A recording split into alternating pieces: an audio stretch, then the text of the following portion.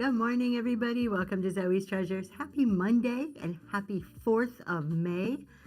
If it was talking to my husband, he would say, May the 4th be with you. He's a huge Star Wars fan, but I'm not, I don't know. I don't get into it as much as he does. So welcome in. My name's Tracy. And for those of you who don't know us, my husband is Noel. He's back there doing the graphics and running our cameras. Good morning, Tober. Hello, Rawson. Good morning, everybody. All right, so today is our Monday morning chat and sell. Another week starting off today. Hope you guys had a great weekend. We had a really good show this weekend. We did a glowy glass show on Saturday morning. Good morning, Sabaloo. And it turned out really good for us, so I was really happy about that. And then last night we had our Reselling Roundtable podcast. So that turned out good. We're going to recap. Last night we talked about selling styles, and I did a promotion experiment. So I wasn't going to do a lot on selling styles, but I was going to talk about my promotion experiment, since I know we get a very different crowd coming in the mornings. So we're going to talk about that. And if you're new here, we list about 10 or so items in the auction tab. I have a couple of random things I'll run, but we really just run stuff. If I see pre-bids, we run. Other than that, let's just talk. You guys have questions, things on your mind. You know, this is kind of seller support chit chat. Good morning, Southern Charm.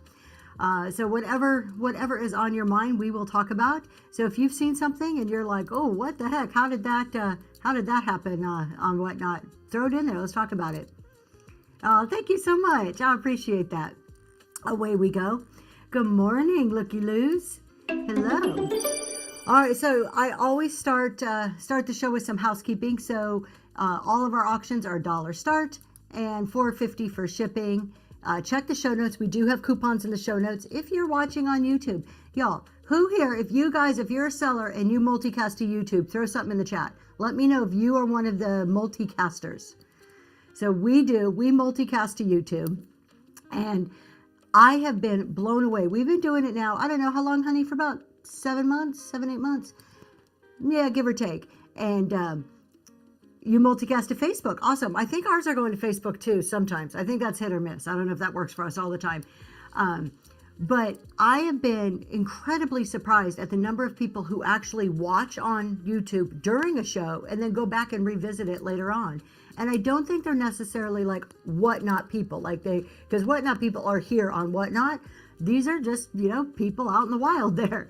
So watching on YouTube, which I think is amazing. So if you are watching on YouTube, come on over. We got a coupon code in the show notes for you. Come join our chat on this side. So, no, just one person. Just Southern Charm's the only one. Y'all, you're missing such a huge opportunity. If you can multicast on YouTube, highly, highly suggest it. I've been blown away at how my social media has grown because of that. So, and it's not something I ever thought that I would be doing. You have no face or you have a face for radio. Nah, you know what? I don't care what anybody looks like. Y'all should be showing your faces. I know. I was there my first few months. I did not turn that camera around. I was not going to show my face for anything. I am not, let's face it, I am not supermodel material here, but there's such a connection when you show your face. But spare the tubers. Okay. I'm glad at least you're showing your face on Whatnot, because if you guys are not showing your face, you're missing another opportunity. I saw such a drastic change in the people in my room, the number of bookmarks, the number of even bids, and the connections I was making because I was showing my face. So it's such a huge, huge thing to be doing. All right. Upcoming housekeeping. CEO Challenge is tomorrow night. I have all of our CEO participants in the show notes. There's 6 of them. It is the final and last showcase of episode 1. This is our big wrap-up night. It's tomorrow night. I have my shows booked. They have their shows booked. And all of the CEO participants are going to come and talk to you. And they're going to be selling too, but they're going to tell you, hey, how did they grow this month? Was this worth their while? Was the CEO Challenge something that benefited their business or not? How did it benefit their business? Where did they see growth? When they really zoomed in and focused on a certain metric or a certain system, was it helpful to their business? So it's kind of, I'm a little nervous because this is kind of like a test to everything Tracy says here, right? what they were doing in the CEO challenge is based off of all the business principles that I preach all the time. So if they all come tomorrow night and say, oh, this sucked, it didn't work, I don't think they will. But if they do, that's a little scary for me. But I doubt that's what's going to happen. But this is going to put some proof to the pudding that focusing on certain things in your business really does improve it. So that's going to be interesting to watch tomorrow night. Definitely bookmark, join along. And if you are interested in being one of on the next episode, which is episode 2, coming in July, or season 2, I wasn't calling it episode, season 2 in July, just message me. I already have quite a bit of interest, so I don't have the applications out, but I am keeping a list, and we'll send those out to the people first. The first people get out are the people who DM me showing an interest. And then Bougie for a Buck, you guys.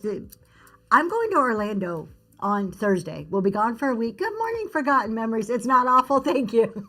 Thank you. Forgotten Memories is one of our CEO participants. So I am going to Orlando on Thursday. We're going to be gone for a week. My daughter has a big cheer competition down there. So my next big selling show, my next real selling, I'm still going to be doing all the chat shows, is the 16th. So that is Bougie for a Buck. You guys, I have been talking about this show nonstop. Bougie for a Buck. It is, see the stuff back up here on the top? We have swung vases. I have hens on the nest. I have fairy lamp, a fairy lamp, not fairy lamps. I have a fairy lamp. I have 2 hens on the nest, swung vases, and a bunch of other high-end type glass pottery, miscellaneous vintage that is very high-end, all starting for $1. That is on May 16th. I've started to load that, just a few items, but keep your eye out. I'm hoping while I'm on vacation, I'm trying to get all my pictures done so I can load that up while I'm on vacation and start to gain some interest in that show. And then Friday, I am making a change to our Friday show. So if you guys come and see me on Friday mornings, that's where we do business and tax. I am making a major change to that show. I have been finding that when I do the business portion of the show, which was supposed to be about an hour, and the tax is supposed to be about an hour, the business takes up so much time that I'm rushing through the tax. So I am splitting that up. We are going to be doing 2 hours of business in the morning and an hour of tax in the evening. So if you come to that, if you have bought any of the quarterly books to follow along, they're still all going to be there. We're still doing it all. We are just splitting it up just to make it a little more where I can actually talk about it without being super rushed through it. And that is it. That is all the housekeeping stuff. But I have some topics today. But if you guys have something you want to talk about, let me know. If you have questions, this is kind of like, this show is seller support, chit chat, selling some stuff. This is our morning mix. We have coffee, start our day together. Trying to get over to where my promotion notes start here. So if there is anything you guys want to talk about, just let me know. I do see some pre-bids already. So before we dive into it really heavy, let's kick it off with some of these pre-bids, and then we'll come back and we'll start talking a little bit about my promotion experiment here. I want to know, before we start, how many people have paid to promote? Throw an emoji in the chat if you have ever, when I say paid to promote, I mean on Whatnot, that you have paid Whatnot for their promotion, not a sponsorship in somebody's show, but Whatnot promotions. We have 2 people. Once, a few more. Okay, so great. I'm glad. Okay, so we all have some common experience here, so we can really get some good thoughts going. And when I talk about it, I love to be challenged. So go ahead and throw stuff in there. If you guys, good morning, Melon Stella Cards, y'all. There's another CEO person right there. You can click on her name and follow her. All right, let's run these pre-bids, and then we will start talking about promotions, and we'll see what the outcome is on this. So let's kick this off, you guys. This milk glass, it wasn't worth it at all for you. All right, Vivian, let's and I'm gonna hold my, if you were in my show last night in the podcast, you guys know where I stand on it, but I'm gonna try to be as objective as I can going through this. Let's go ahead and run these. I don't know how many we have. We have a few. Blue milk glass. I talk about blue milk glass quite frequently. I am in love with blue milk glass. It is so hard to get. I don't know about you guys. I see it every now and then. It is not something I see a lot. So this one is a vase. It has a little lip here. Oh, there we go. Has a little lip. So at one point it may have had a lid, but I do not see a lid on it anymore. It's in really good shape. There's a little bit of rough here, but I think that's the way the mold was.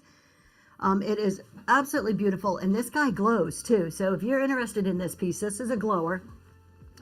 Now, it doesn't light up like uranium glass, but I got a lot of lights on here. It does glow green. There you go. You can kind of see it if I get it in there just right. You can see a little bit of the green. So if you put your light on it, it does glow. And we're going to do 10 seconds, 3-second restart. Shipping is $4.50 max today, and that is up and running.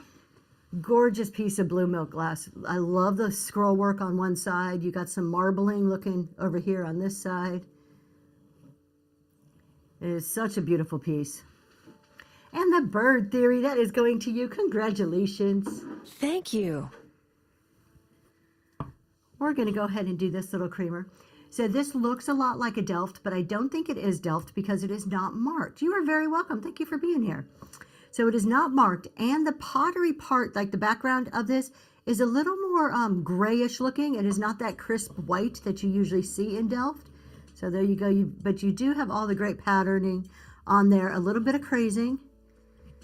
That is the bottom, so there is no marks. We've got a little bit of staining going on the bottom, just consistent with age. It looks a lot like Delft, doesn't it? But there's no Delft markings on it. So that's why I didn't put it on there. But it has your typical blue, the windmills. So it's still beautiful, creamer, Delft or not. Shalom. Thank you so much. And the last one for right now. There is more in the bin, but we are only going to run them as I see them pop up here. Is this one. Ducks are the rage. Ducks are like the in thing. It's hens on the nest, ducks, bee boxes. Like there's always something in, and right now it's the ducks. So we have a tin. Gorgeous little duck there. Just a basic green tin, nice and clean on the inside. We got some sticker on the bottom. And that's running right now. There we go. Thank you so much for your bid. If you are new to me, there are coupons in the show notes. And Heather with the first purchase, congratulations. Thank you for your first purchase. So I think last time we were here, we talked a lot about, oh, we have a few more pre-bids. We'll get back to those in just a minute. Let's go ahead and let's talk a little bit, then we'll hop on over. Thank you for putting ducks in the chat, you guys. I always forget that. That's why Southern Charm, she has my back all the time. Melon Stella Cards, thank you very much. I always do ducks in the chat for first purchases. I say I always do. No, the people who come in my shows and they know they do because I always forget to put ducks in the chat. Terrible about it. That's like the worst thing for me to remember. I was going to talk about coupons real quick. We talked quite a bit about coupons on my last show. Thank you, Southern Charm. We talked quite a bit about coupons on the last show, and one of the things I said is not everybody uses the coupons. That you just giving the coupon as a seller to anybody who's purchased from you, or even offering it to new people. Good morning, the Polish Picker. It's like an act of goodwill. It makes somebody feel good. They're like, oh, I got a coupon. This is cool. Most people don't get a coupon, and if they do, it's very, very, very small percent get a coupon and say, oh, that was so terrible. That was so mean of the person to send me this, right? So it's an act of goodwill. A lot of people don't use coupons because they say, oh, I'm not big enough. I can't afford it. I went back and looked. I offered for the first time ever on my Saturday show, this last Saturday. Keep in mind, I only sold 41 items. I only put out 41 items. I had a 100% sell-through rate, but it was the whole show was 41 items. I still offered 3 different coupons. An $8 off for if you had the right rewards cards, a $5 to people who are new to Whatnot, and a $5 off to people who are new to me. Once all of that was redeemed, it was less than 2% of the total revenue. The coupons that were redeemed were less than 2% of the total revenue. That's not bad, you guys. This is what I'm saying. There was far more claimed. A lot of people claimed them, but they don't use them. So when you're thinking about coupons, I really want people to get over that fear of, well, if I do a $5 coupon and everybody who comes to my show uses a $5 coupon, I'm never going to make any money. Not everybody's going to use them. I mean, it's usually for me less than a 4 to 3% usage rate on my coupons. But guess what? The people who do use them, they're happy. It gives them a good experience. I also feel like coupons bring people back. Exactly, Melancella. That's one whole reason to use coupons. If you're looking to increase your repeat buyer rate, design a coupon specifically that would encourage a repeat buyer. If you've never used one on Reclaim Vintage, see, so there Reclaim says nope, don't use them. So people may get them and they just don't use them, but it doesn't make you look bad. And the people who do use them are happy that they saved money, and it really won't cost you all that much. Yeah, repeat buyers, yeah. So I wasn't going to go down a whole rabbit hole about them. I just wanted to follow up on that because I saw the statistics when after Saturday show, and I'm like, you know what? I got to mention this because I know this is a big fear. This is something I hear in other people's shows. Oh, I'm not big enough to do coupons. Gigi loves a good coupon. Me too. If I have them, I'll use them. And even if they don't, again, it's a feel good thing. It feels like somebody got something, even if they didn't use the coupon. It is super nice to offer them. So you'll notice again today, I have 3 in there. That's probably going to be a standard for me for a while. And there is a brand new coupon type that they've just rolled out probably in the last couple of months of new to whatnot. If somebody is brand new to whatnot, you can create a special coupon for them. Think about the uses on your social media. So I'm marketing mine specifically towards my YouTube audience. But if you have a huge Facebook following, Instagram, TikTok following, they have coupons that are specifically new to whatnot that are separate from your referral codes. So it's a good way to try to bring people over from your social media if you're using it. All right. I do see some more pre-bids, so we will get to those in just a little bit. Let's go through 2 points and then we'll go to pre-bids. I want to talk about my promotion experiment. So I asked who had promoted. We had a handful of people who promoted. And when I say promoted, I mean using Whatnot's promotions tool. So you pay Whatnot a certain amount of money, and they're supposed to put you in front of a lot of people. Now, historically, I have been 100% against this. I have always said, don't do it. It's a waste of money. But I had never done it. So that was somewhat hypocritical of myself to say, don't do something that I have never even tried myself. So I decided to try it. Not just once, but 3 times. Good morning, Erin. Hello to Erin Sphere.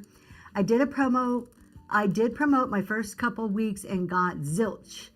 Did one now, 8 months in, and it was fab, paid $20. 2K. So wow, so that's great, Old Ladies Attic. That's amazing. All right, so Shalom says, so right here, look at this. This is a perfect example. 2 comments back to back. Old Ladies Attic said at the beginning nothing, but then she did it, had an amazing show, and Shalom right after is like, don't do it. And this is what I kept hearing. I kept hearing this from everybody. I would either hear people loved it or people said they hated it. So I decided I'm going to do this, and we're going to keep very detailed information here, keep all the stats, write it all down, and then I was going to tell you what my experience was, and at least I could speak from some area of knowledge instead of just being hypocritical and saying, don't do it. So one thing I want to say with this is you have to consider what your end game is. Why are you doing the promotion? So I did the promotion. My whole goal of promoting my Whatnot shows was to bring in new buyers, to have new people that have never bought from me buy from me again. That was my whole goal. I think it depends on what you're selling. I think so too. That never thought of it. Exactly. I totally agree with that, Old Ladies Attic. I think the results of a promotion are going to somewhat be skewed based on what you're selling, what time of day you're on, what categories you're in. So there's different things here that maybe as I'm going through my experience, you may have a little bit different because of some of those variables. So keep that in mind. So keep, let's look at it from all angles and have an open mind, all the pros and the cons. So my perspective on this was from the goal of trying to bring new buyers in. If you wanted follows, if you're looking for views, you can have a completely different interpretation of my data than what I have. So, the data, let me tell you what I did. I had 3 shows, and this is just recent, like in the last 2-3 months. 3 shows back to back every Saturday, vintage decor shows. They are all about an hour and a half that were not promoted. So that I took data from those 3 shows, all the statistics. And then right after that, I had 3 shows that I did promote. same types of shows. So it was my big Saturday selling shows. Not always the same thing, but I'm in vintage decor. It was glass pottery. So I kept it the same as much as I possibly could.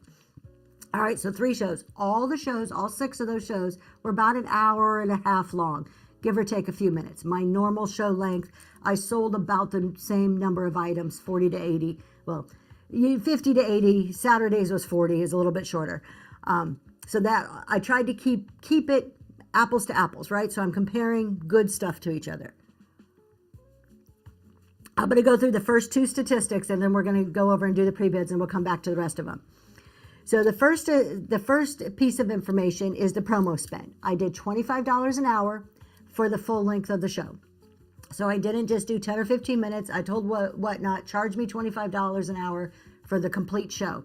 So I spent anywhere from $28 to $41 per show, a little over $100 in total for promotions over 3 shows. Yes, he will, Stella. Thank you. I'm going to talk one more. I'm going to talk one more stat, then we're going to go do pre-bids, and I'll come back to this. Sales from the promotions.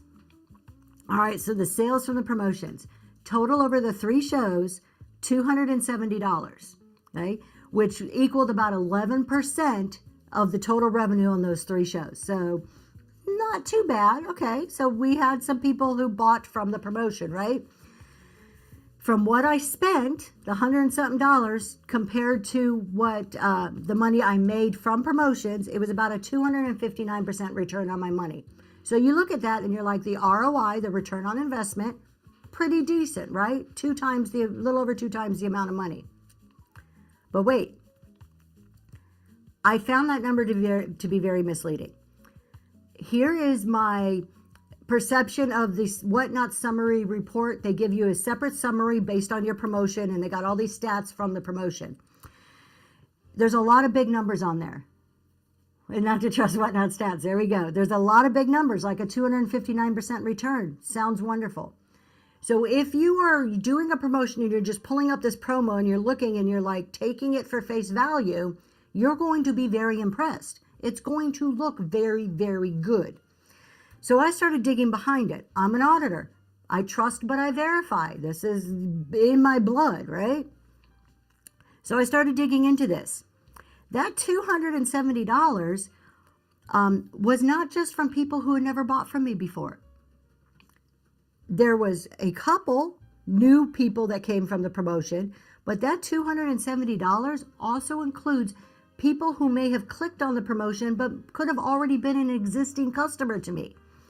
So right off the bat, I'm looking at $270 doesn't mean that these are all new people to Zoe's Treasures, which was digging. I got to dig into those numbers, which is why I'm like, this is misleading.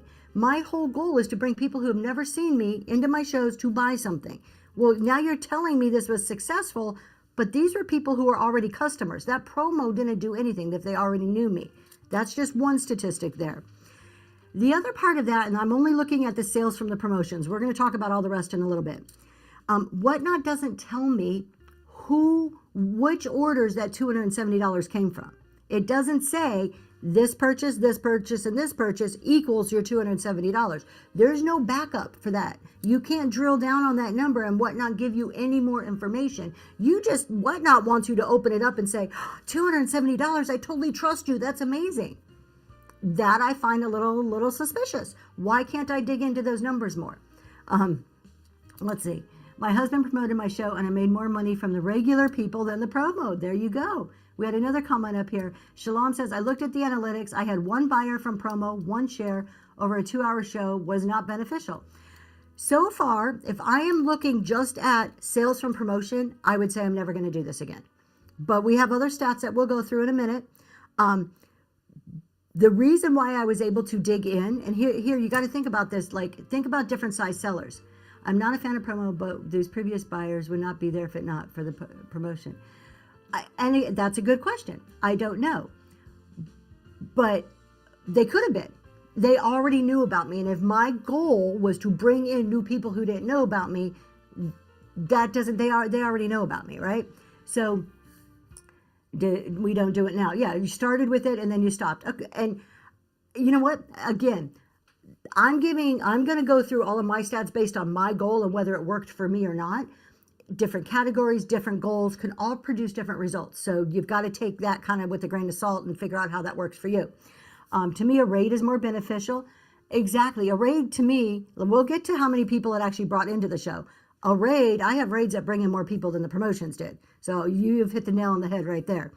So I want you to think about this too, the different size sellers. We're talking $270 over 3 shows. So if you break that down, there was just, smaller chunks of money over the 3 shows. Because my shows were smaller, I was able to go sale by sale, person by person, and figure out what orders constituted that $270 from my own digging and searching. Whatnot didn't provide that. That's the only reason I was able to figure out that some of these people were already existing customers of mine. If you were a large seller, what if you sold thousands of items? Or even if you sold 400 items in a show? Thank you for your purchase from the bin. If you sold 400 items, do you know the time it would take for you to try to dig into those numbers? You may never figure it out. So the more you sell, the bigger you are, the harder it is to dig back into these numbers, which makes it even more suspicious to me, right? All right, so that's the first 2. We're going to let that simmer for a minute. We're going to come back and keep talking about the rest of the statistics. We're going to do these pre-bids. And then we'll come back and talk about it. So think about that. Throw questions in there if you have them on any of those stats. And let's go ahead and do these pre-bids and we'll come right back. So we have this little owl. This is a cutie. I did put in the description, there's a little chippy on the ear, but you can barely see it. I'll show you up close here. She is adorable. Look at those big old eyes. How stinking cute. Which ear? It's this ear right here. So you can barely see the little, I'm not going to see it like that. Right there, you can see a little chippy on the corner of the ear. We're going to get to new buyers, Melancella. That's coming up real soon. Give me just a minute, and we're going to get right there. All right. So there you go. Just the ear has a little chippy. She's still adorable. We're going to run her. Oh, hold on. And I put the beak. There's a little roughness here. I don't know if it's an actual chip or not. It doesn't look like it is, but it feels rough underneath my finger. And it's up and running. The bird theory. How appropriate that you are bidding on a bird. Thank you, thank you. That is heading your way. Congratulations. Y'all, this is really neat. This is an opaline humidor. I don't know if this one glows or not. It has a tiny bit of green if you put the light on there. Not a whole lot, but it's pretty cool. This one comes off. The lid is plastic. Nice and clean on the inside. And of course, it has that beautiful blue and white seashore ship type decor on there. And that is running right now. 6 inches tall. This is a good size. And this is it's like a milk glass. And it's technically a humidor, but if you're not a cigarette smoker, you don't have to put cigarettes in there. The bird theory, congratulations. We're going to run this one more time. I have 2 of these. They are exactly identical. So we're going to run it one more time. There we go. This is number 2 of these. I have 2 100% identical to each other.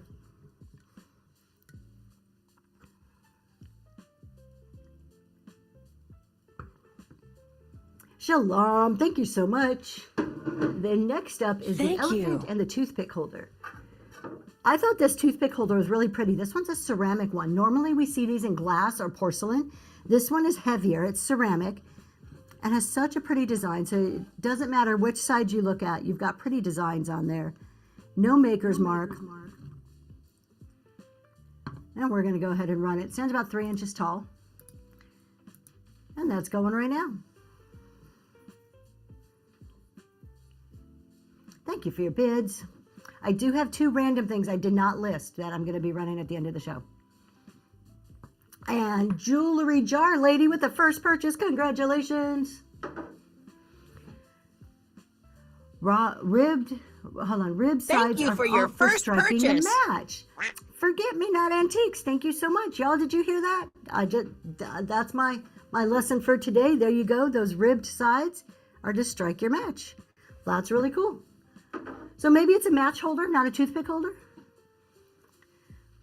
All right, we got our last one here. We've got a ceramic elephant.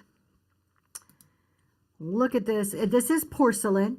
It's been around quite a while. You've got a tad bit of paint wear, but no chips or like cracks, no missing pieces.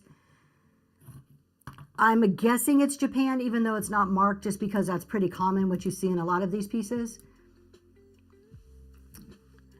And there you go. 3 inches long, 2.5 inches, or 2.25 inches tall.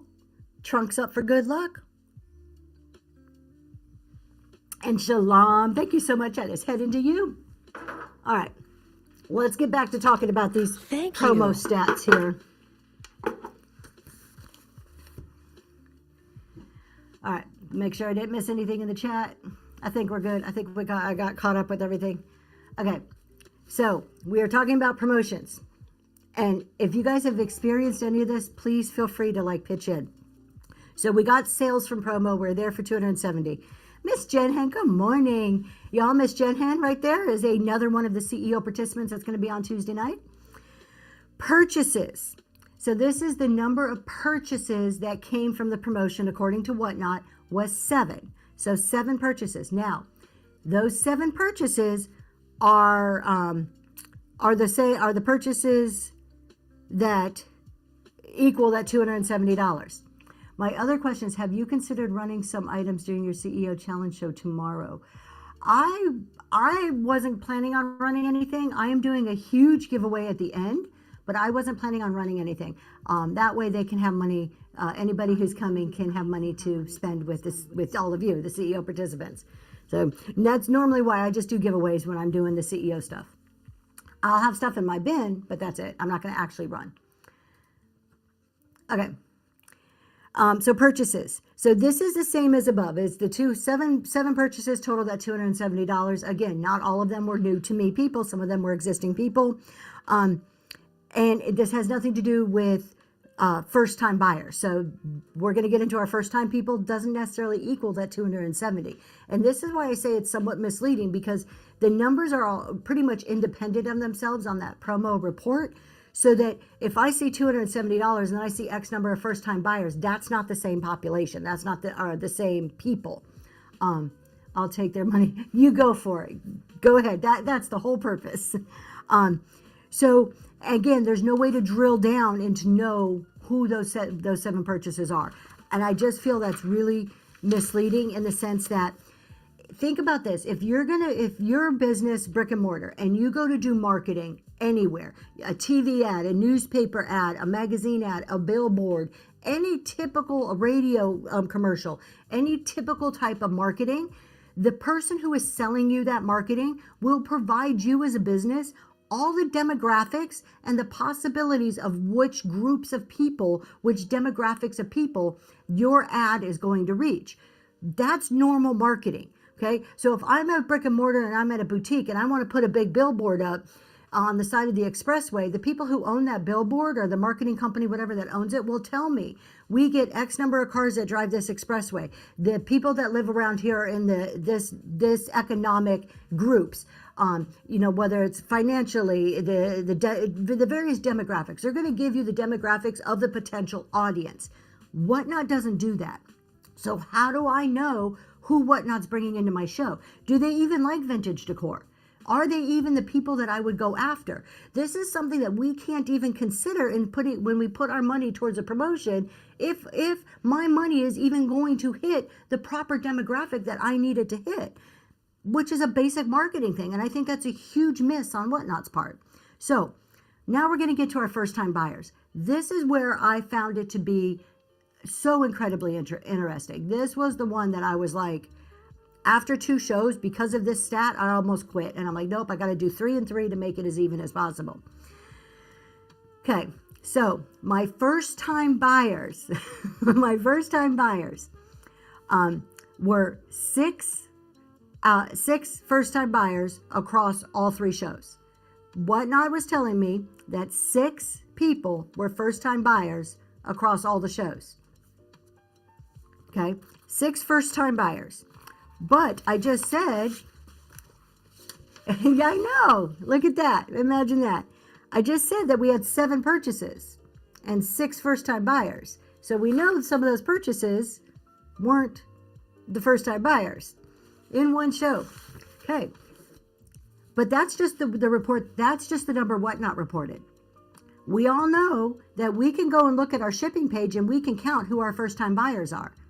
I look at this every single show. This is a metric. This is a key metric that I measure on a regular basis. My first 3 shows, not promoted shows, I had 24 total out of the 3 shows. 24 non-promoted. That means 24 organically people found my page just scrolling or from social media, however they found it, they came to me on their own, 24 people. Then in total on my promoted shows, ironically, I had 24 new people total. Both shows, 24 people, okay? Out of 3 shows. This is a total of 3 shows each. Of the 24 on the promoted shows, Whatnot is telling me that 6 of those 24 came from the promotion that they did. That means 18 of those came to me organically. 3 times as many I was able to produce on my own by doing what I do. Doing my shows, putting my thumbnails up there, putting good titles, doing all these other things that we talk about doing, brought in 3 times as many people during my promotion than the promotion brought in. That's very telling to me right there. That alone makes me question, is my money even worth it? Thank you for the purchase from the bin. Why would I spend the money on it? Now, last night on the podcast, Tony from I Love Discounts made a really good point. He said, but maybe you never would have got those 6 people. Maybe I wouldn't have. Maybe I would never have got those 6 people.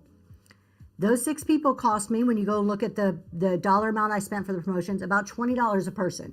So I paid approximately $20 to gain a buyer. In total, they spent, I don't even know if the first time buyers didn't spend the $270. It's hard to try to figure out which ones. Again, we go back to there's no data behind it. Whatnot doesn't give me the name of these 6 people. So it's a lot of hunting and pecking through 3 shows of trying to match all of these people up. So I never could totally match up the exact 6. I think I got 3 of them. I think I know 3 for sure that came from the promotion. I can identify the name. No, they don't give you the names. This is my biggest beef with this, is that Whatnot just throws these numbers out there and says, here, believe me. Here, believe me. With no statistics behind it, no data behind it. I've had people buy that I know for a fact have bought from me before, and they come up when you do a promo. Someone mentioned that it changes for every reward season. Changes for every reward season, really?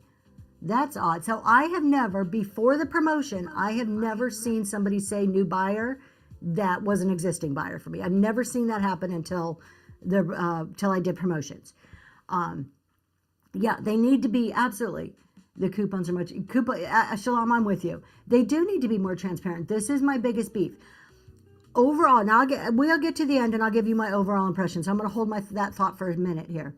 If I seen it, tell me if they came in during the promo and purchased. It does tell you when you're promoting in the chat and you see it says somebody join, there'll be a little yellow thing next to their name that only the host can see that says joined from promotion. So you can see when it says people joined from promotion, but you don't know that the new buyers still just say new in your shipping tab. It doesn't say new from promotion on your shipping tab. So it's a lot of trying to match up the sales dollars with the buyers. Again, it goes back to a lot of manual work on my side to dig through and try to figure it out. And even with the small size shows I did, I couldn't figure out who all 6 of those were. Think if you were doing hundreds of items, there'd be no way that you would be able to get down and see if this was really something that was benefiting you or not. Yeah, you would have to capture it during the show. I watch names that pop up as promoted buyer. I can only do this because shows are small. Yeah. And other than that, you have to hand pay, and it's difficult. Okay. So I'm looking at 24 I created on my own.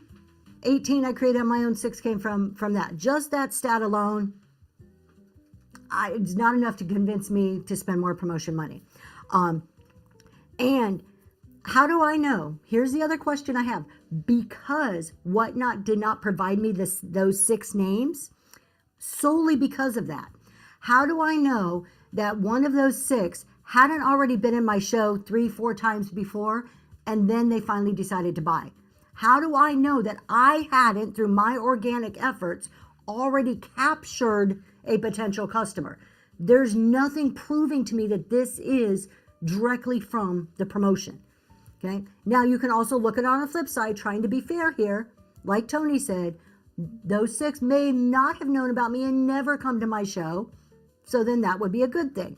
So I'm trying to be as fair as I can. I know I'm very jaded on this statistic. I just think that one statistic alone speaks volumes about the promotion system that they have in place. We used to do it once a week. Forgotten Memory says they used to do it once a week. Haven't done it in a long time. Community boost seems to be more effective. So I've had a community boost once or twice, but I've never gone back and checked statistics on it. If you did a screen record, you could go back and see who joined the show through Promote. I could. So we actually have that. We record all of our shows. We back them up to a server. I could take the time to watch the whole show, write down all the names, and try to match it up again. At this point, I think I have enough data that where I can make a really good conclusion. But yeah, that is a good way to do it. I would agree. And I may just be curious enough in 1 or 2 just to try to figure out those last 3 people to see. Okay, then the next statistic, the next one we had was impressions. So Whatnot, if you click the little I, the impression says the number of times my show was shown to users. Okay, so the number of times it got put in front of somebody's face, basically. When you first come on Whatnot, they push your show and then they stop and your show is not as good. Absolutely, Dragonfly. New people, when you're new to Whatnot, that first 1 or 2 shows is very, very deceptive because Whatnot will, I don't want to use the word boost. I don't want to use any of the technical terms, but they push it up in the algorithm in some way, shape, or form, and you get a lot more people. And then what happens is the 3rd or 4th show, new sellers are crashing. They're like, where's my 80 people that were here? Now I have 5.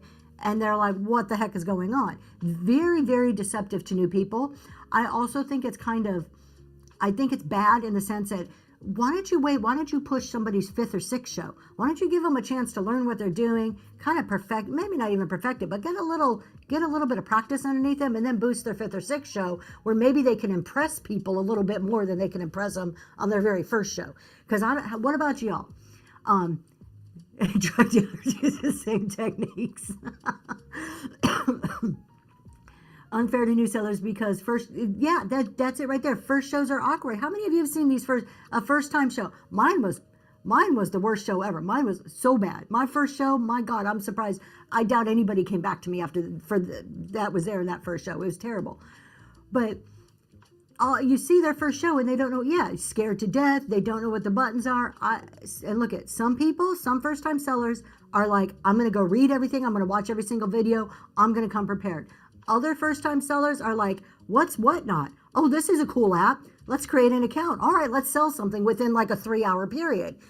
There's 2 extremes to first time sellers. So they're always a train wreck, even when they're So I think Whatnot missed the mark there. They should be promoting a couple shows in to give them more of a boost. But for me, I had so much my first show, but the second one, a technical mistake. Aw.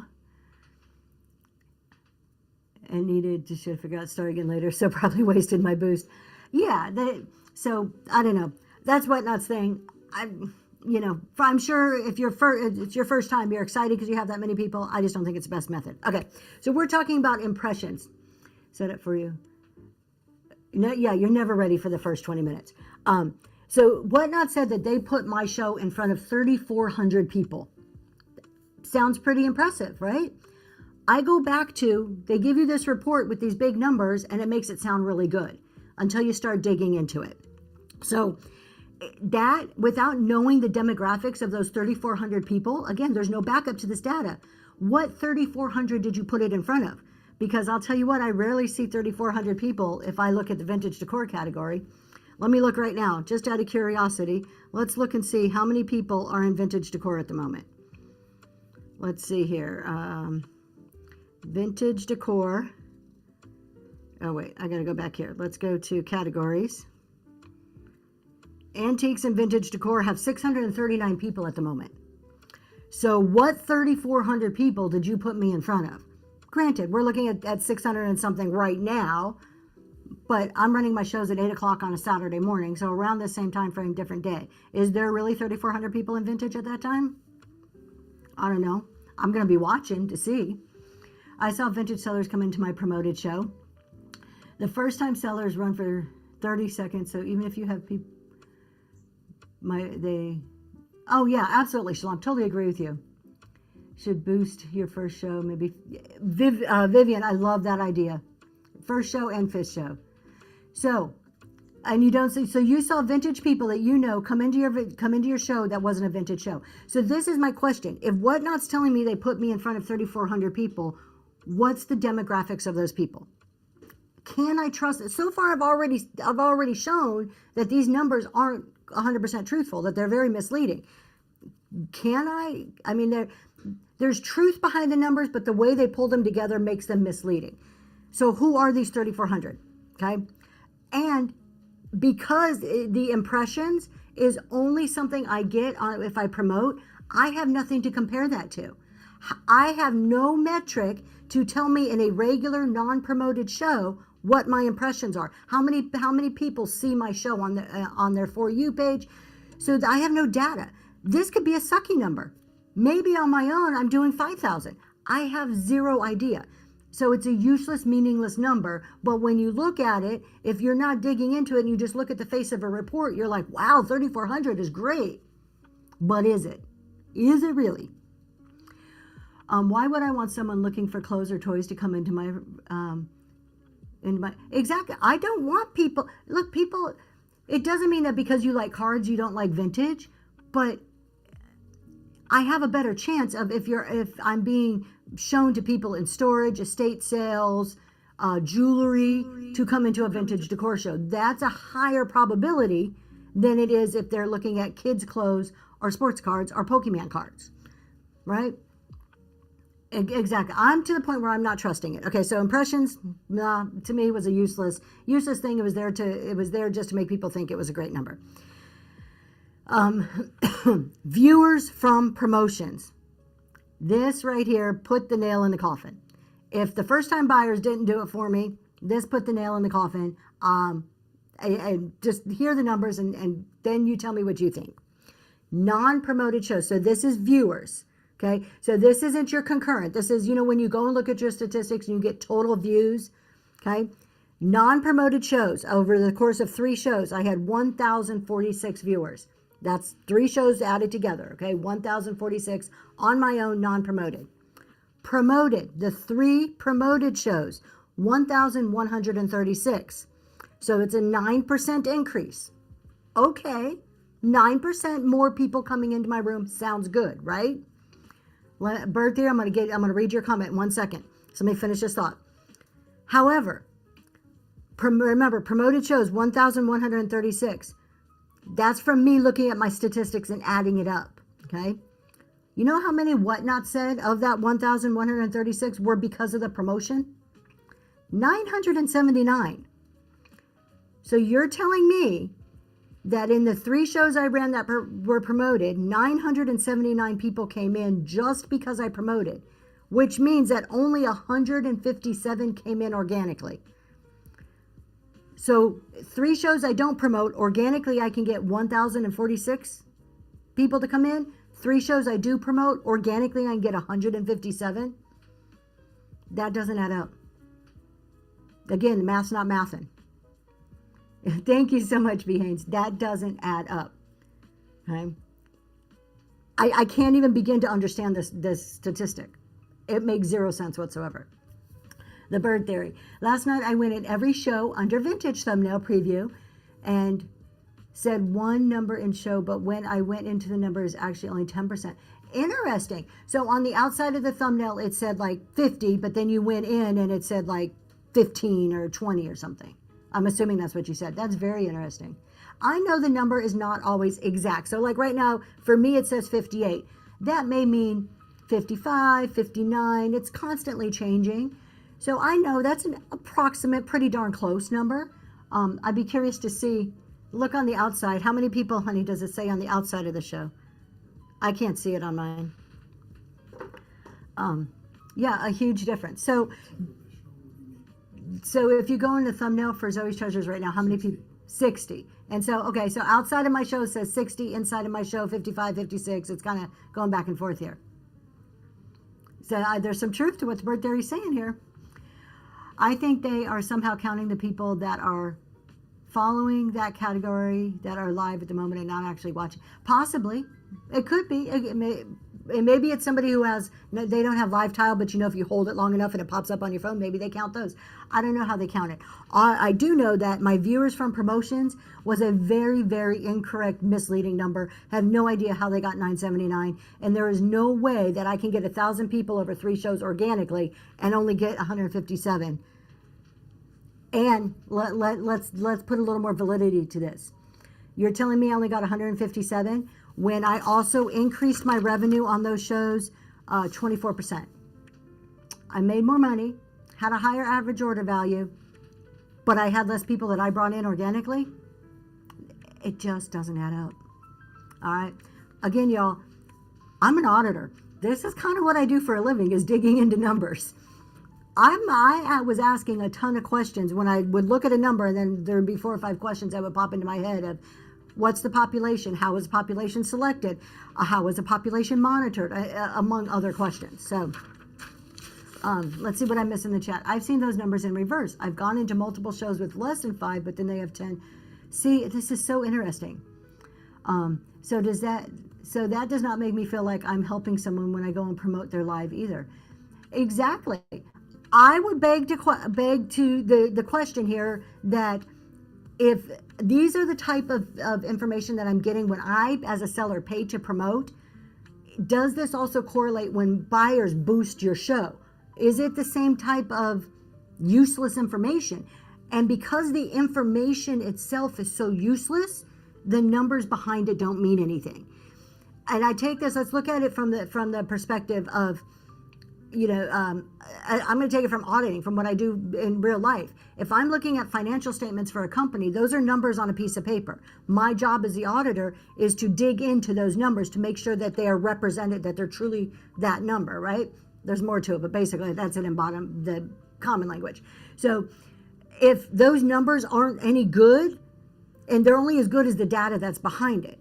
So if I can't see the data, those numbers are meaningless. Then you start getting into the data and you find that the data is flawed. The whole system is flawed at that point. Then I can't even finish the audit. I can't finish it up. I can't give you an opinion that these are good financials at all. So I took the same approach to this. First of all, you're not providing me data, but then I went and looked at the data that was behind there. That data is not good. So now the whole system's flawed and I can't trust any of it. That's the conclusion I came to. I agree completely. I would have tons of people join but never stay. Vivian says, I am more likely to join a show that has been boosted by viewers as a buyer for some reason. And you've just hit on another thing. There is a psychological component to where people avoid promoted shows. So promoting a show can also work against you for a lot of people. It's like the kiosks at the mall. Okay, when you're going to the kiosk at the mall. Thank you, my love. You're going to the kiosk and you're walking down the mall and they have the perfume samples and they're like, here, smell this. Do you want me to curl your hair? And you're just like, dude, take your sales down take it down a few notches. Let me finish my shopping. That's the same perception. It's that same psychological perception. How can it be reported to whatnot? Oh, let me go up here and see what you're saying. I am more likely. I am so glad I found this morning. I was in a show at 3 a.m. that a mod told the seller that, oh, that's so sad. That's terrible. And that's why she didn't. Oh, that. You know what? When you see stuff, that's bullying. Bullying is not allowed on whatnot. That is legit. There is a button. How do you do it? From within a show, you click on the 3 dots and you hit report, or you click on their name. You click on their name. And you can, harassment, thank you. Oh, that was you, thanks. You click on their name and there's like a drop down and it says report. When you click that report, they give you various options so you can pick the type of report that you're doing. If something like that, if somebody is actually harassing somebody, I'm not a whatnot police and say go report everything, but there are certain instances that as a community, we do need to look out for each other and report when necessary. The mall, yeah, the thrifty cottage, I know. Exactly. So I absolutely report. That's terrible, and that should never happen. And you know what? If I don't even know, that just like gets under my skin so much, y'all. I don't care what you look like. You're here busting your butt. You're here doing something that a whole shitload of people don't have the courage to do. Be proud of yourself. And it doesn't matter. You can have, look, I got pimples. My skin's not that great. I'm getting old. I have wrinkles. I have gray hairs. You know what? It doesn't matter. It doesn't matter because people aren't here. If they don't like what I look like, they can swipe right out and never come back for all I care. People are here because they want to hear a message. They want to buy a product. They just want to be part of the community, and that's it. So do not worry about what you look like. I mean, like, brush your hair. I'm all for putting on the bra and brushing your hair, but don't worry about anything else. Go ahead, my love. You want to say something? Hello. Good morning, everybody. My grandfather used to say, I'm very ugly, but super lovable. Thank you so much, Jennifer. So would it be safe to say paid promo, including community paid, would be equivalent to the algorithms? Possibly. And again, I want to be fair. The paid promos for me was a bust. I will never put my money towards it again unless the system changes. I may try it again if the system changes, like where I can get the data and all the backup information. However, my goal was to bring buyers in, that new people to me that would buy. If your goal was followers, we're going to talk about that. Maybe it will work for you. I was in Vintage Decor. I ran an 1.5-hour show. You could probably come up with a whole different results. If you're in a different category running a 4-hour show, your results may look completely different than my results. So I'm just telling you from mine so you have a little bit of actual information. And I kind of did this for myself to back up what I'm saying. I didn't want to always be the hypocrite of don't do this, but I've never done it myself. I've never tried it. So at least now I feel justified in when I speak out against promotions, I'm going to speak out from my experience. I was watching a seller the other day and was thinking how naturally, oh, look at that. Later I heard her say she was see, and you never know. That's it exactly. Somebody can look at you and think you're the most beautiful person, even if you don't feel like that inside. So we have memes, mixed pics, says that they like promoting. And that's what I did. So this is my promotion experience. If you're just joining, my name's Tracy. I promoted 3 shows. I compared all the stats between 3 non-promoted, 3 promoted, and I'm just talking about my experience with it and whether I feel it is good or not. And I did $25 an hour full shows. The data just doesn't support the purchase from what I've seen either. Yep, and for some they hype it up because it worked for them. So I don't know. And that's just, you're going to have different experiences. Some people love promotions. Some people think, again, I encourage you. My main thing, if you want to do promotions and it fits your business model, that's your decision as a business owner. It's totally in your right to make that decision. I would encourage you to do not take the promotion summary at face value. Don't look at 3,400 impressions and think this is a wonderful number. Dig into it. What do these numbers really represent? Are you achieving the goal you want to achieve? That's what I encourage for you. I personally am against promotions, but that doesn't mean that is not right for everybody. It's just not right for me. I think promoting just gives you a psychological boost to make you feel better, and then you sell better. That could be a absolutely 100% true statement right there. Maybe you think because you've promoted, it's like the placebo effect, where they give some people, sugar water and other people a medicine, but the people drinking the sugar water think they're getting the medicine, and they say, oh, I feel so much better when nothing has changed. Absolutely. The placebo effect can 100% be happening when you promote. When I see a new buyer in my show, I excitedly ask how they found me. Scrolling and word of mouth, I think, are the 2 top things. This is why we're community. The best, above all this being paid, is making friends, meeting people, being kind, doing nice things, which includes doing things for free sometimes. Look, I'm not telling you to bust your business and give away all your stuff, but a little kindness, a little generosity goes a long way. Those people will speak kindly about you in their shows, which then brings more people back to you. And you don't do it. Don't be kind just to get something. Be kind because it's the right thing to do, and it'll be returned to you tenfold. I know this is off topic, but how are people still running their items as the same way when Whatnot is cracking down on it? So really easy question to that is that, and I'm going to dig into this just a little bit here. hold on, wait a second. Let me read this next question. Let me come back because this may be a longer answer. I felt it helped at the beginning of the show, 3 on. I would build it, but now you don't need it. Monster, there you go. Perfect. A good way. You know, maybe it's good at the beginning, helps boost that confidence. Maybe get a few more people in. Okay. Terms of service actually says do not run it at one weight. Terms of service actually says put your correct weights in. However, when you are doing a reduced or free shipping, let's just focus on reduced because most people don't do free. A lot of sellers will run at one weight. 1, to run faster so you're not constantly having to pick different things. And then 2, it just kind of evens it out across the board. However, if you are doing shipping properly the way you're supposed to, when you pack that box, you are changing the weights to the actual weight of the box. So yes, they may be running. I run all 8 to 11 ounces. I am going to say right now, the community guidelines say that you should run at the weight it is. What happens is though, when somebody buys an item, when they swipe, that shipping charge is automatically charged to either the buyer or the seller, depending on how the shipping is set up. So the minute, if shipping is buyer pays all, the minute you win something, you're charged for the item and the shipping and the tax. If I'm paying half of that shipping, like this show is $4.50. If you buy a 1 pound item right now on my show, you will be charged $4.50 immediately, and immediately I will be charged the rest of that up to $9.21. Right? So why we use 8 to 11 is to limit the amount that's charged. If I have an 8 to 11 ounce item and you buy it, that $4.50 gets charged and that's it. The next item I'm charged, the third item, there is no charge immediately. Then I on the back end have to adjust that. The sellers do it to limit the upfront exposure so that we can be more exact on the back end.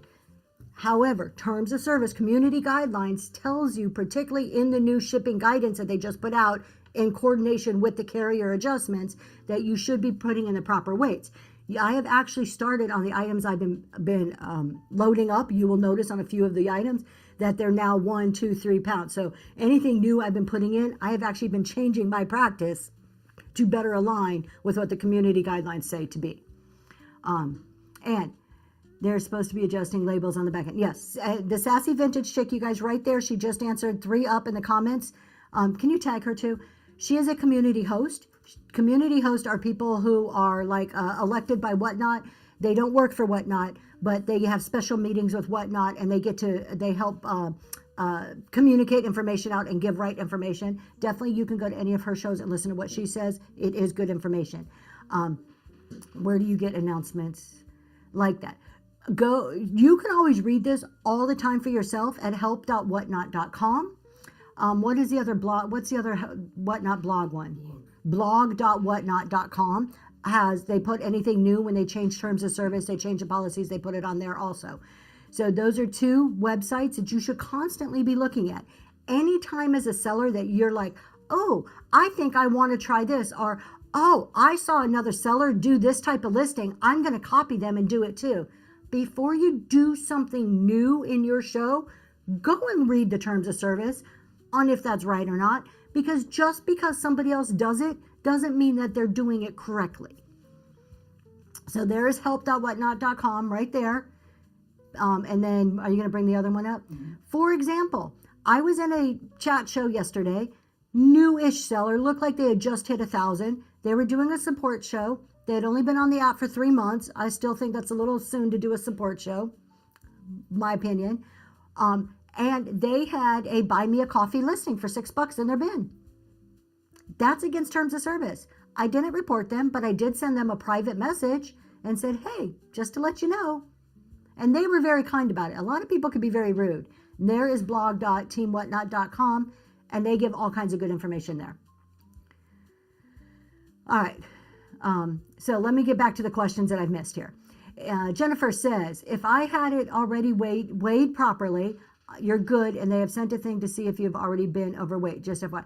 Even if you weigh it beforehand, even if you weigh all of your items with the packing materials and you're like, look, I know I'm spot on with the weights that I put in with my items, you still, once you pack the box and you're ready to finish that box, before you print that label, you're ready to put the final piece of tape on, everything's in there, put it back on the scale and weigh it again. It will change. Trust me. I've sold over 8,000 things. It changes.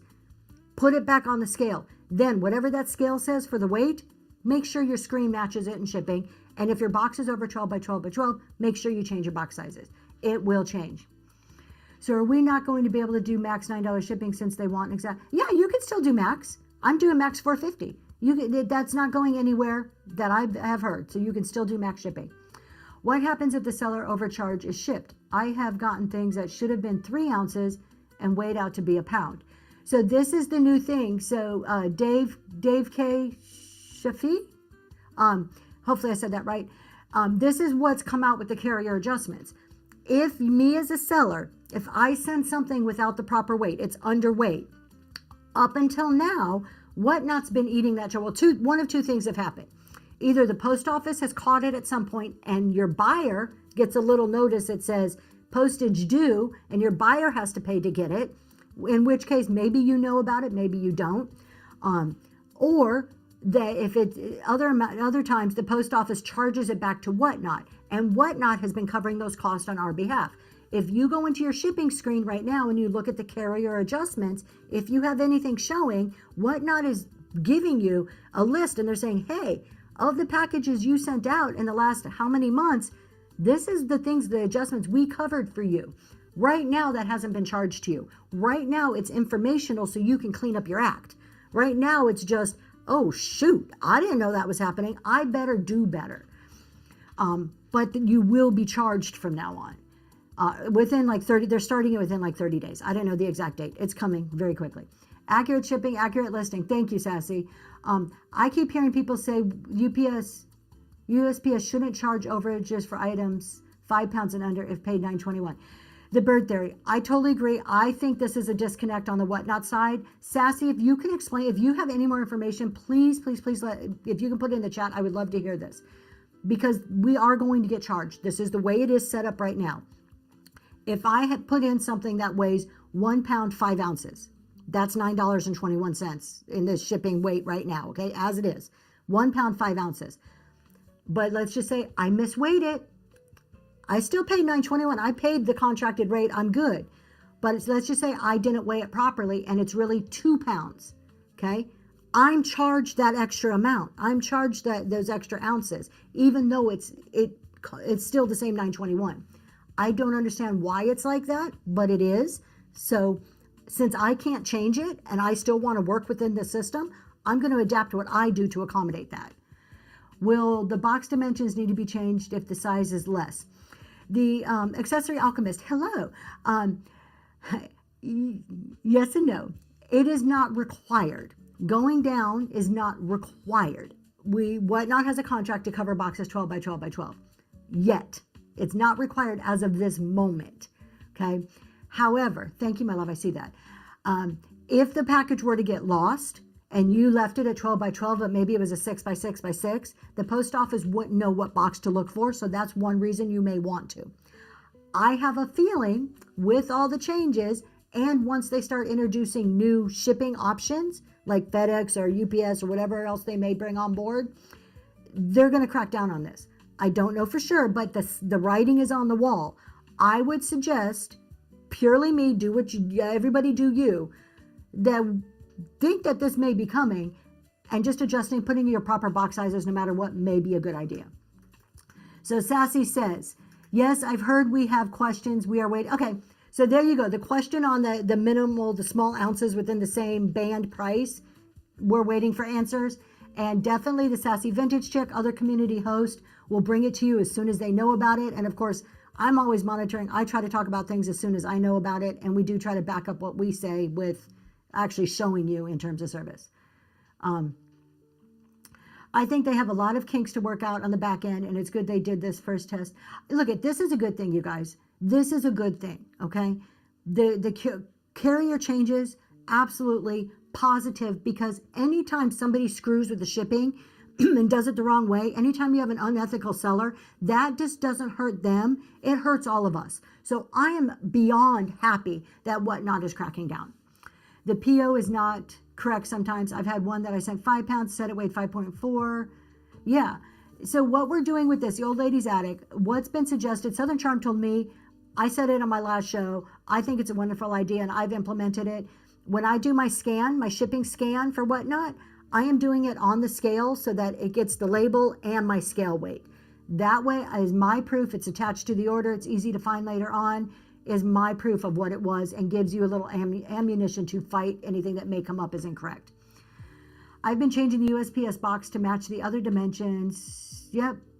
And Whatnot list says large box. Do I need to change it? If your box is over 12 by 12 by 12, 100% you have to change it without a doubt. If it's less, it's not the requirement at the moment, but I would suggest that it's probably coming in and maybe a good practice to start getting into. So just to clarify, if my box is under the weight that was charged, you should not, veterans, you should not be charged if it's less. So if your box says 4 pounds and then the post office says it was 3, as of right now, that should not be a charge to you because you've overpaid at that point, according to the post office, and you should be okay. I have heard rumors of stuff, but we're not even going there because right now I have no substantiated proof that any of that's true. So if you're overweight, you should be okay as long as your box is less than that. But the PO will charge Whatnot $9.25 for the 4-ounce overage. Yes, absolutely, the old lady's attic. Those ounces matter. If you think ounces don't matter, if you're like, oh, my box is, look at, on my adjustment screen, I had a shipment that I put in as 11 ounces. The post office said it was 14, and there was an adjustment showing. But it's the same price. It doesn't matter. Like on Whatnot, for me, it's the same price. But there was an adjustment for that.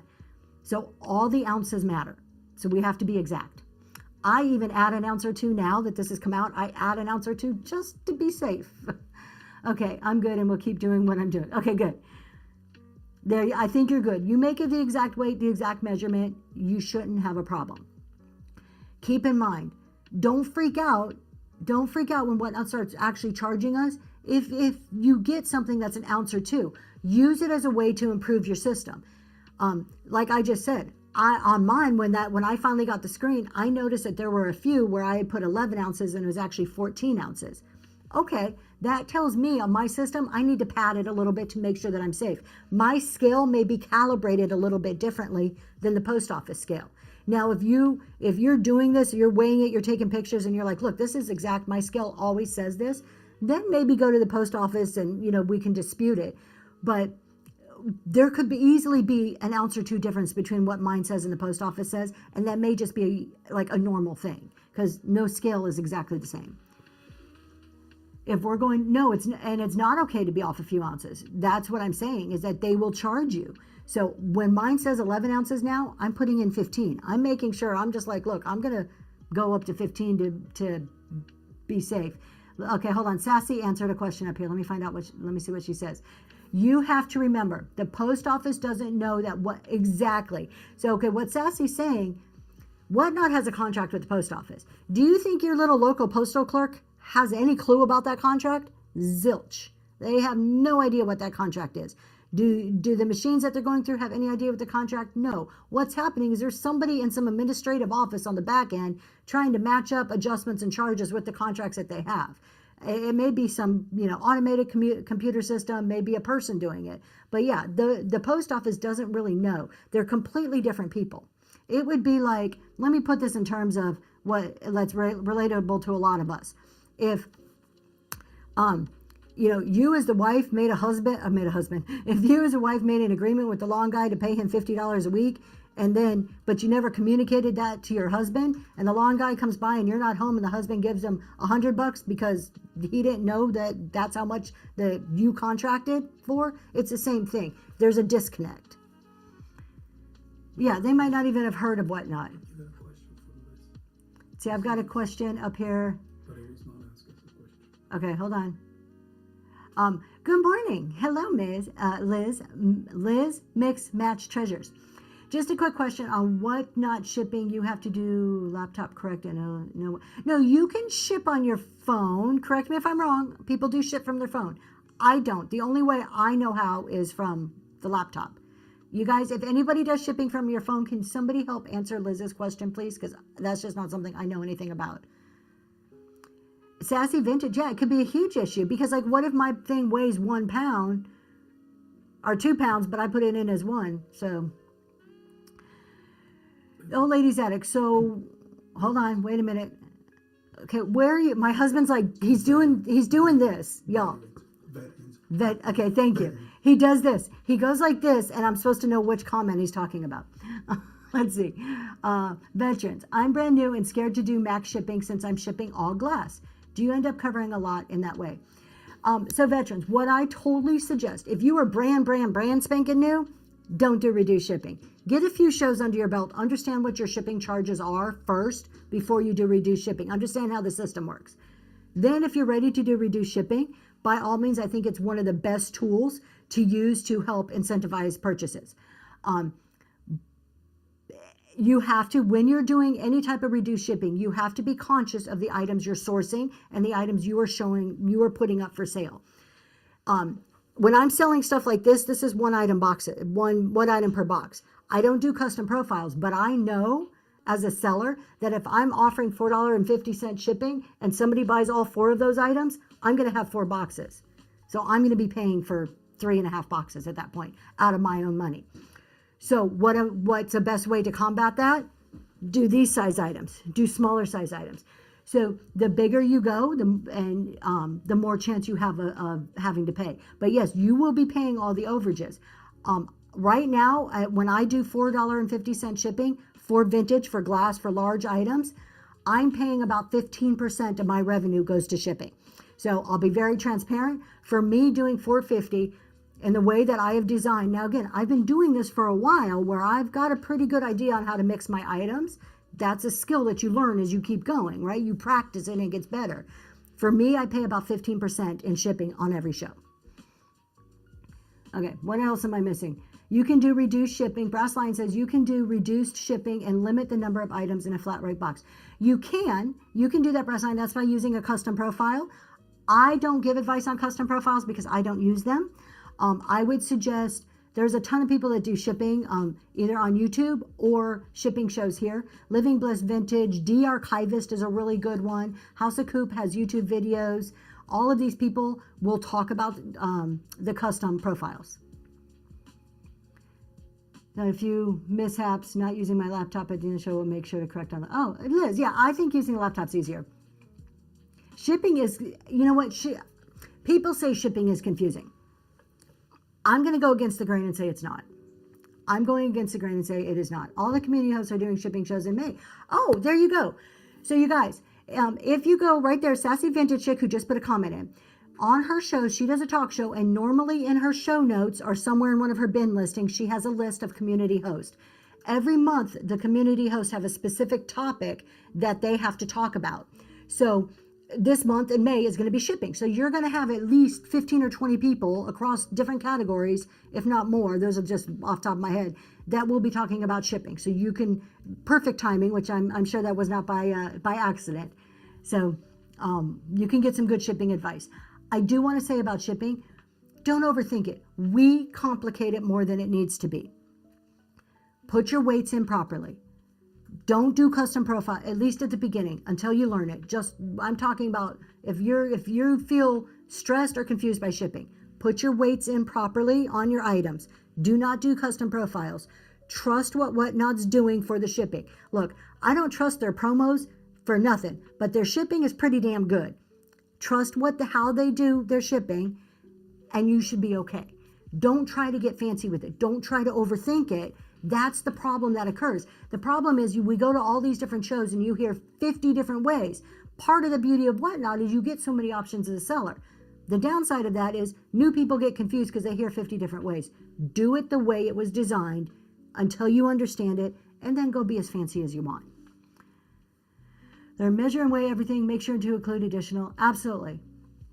So that's really, I don't know how we got on shipping, but everything always comes back to shipping. That's the main topic on any Whatnot show, it seems like.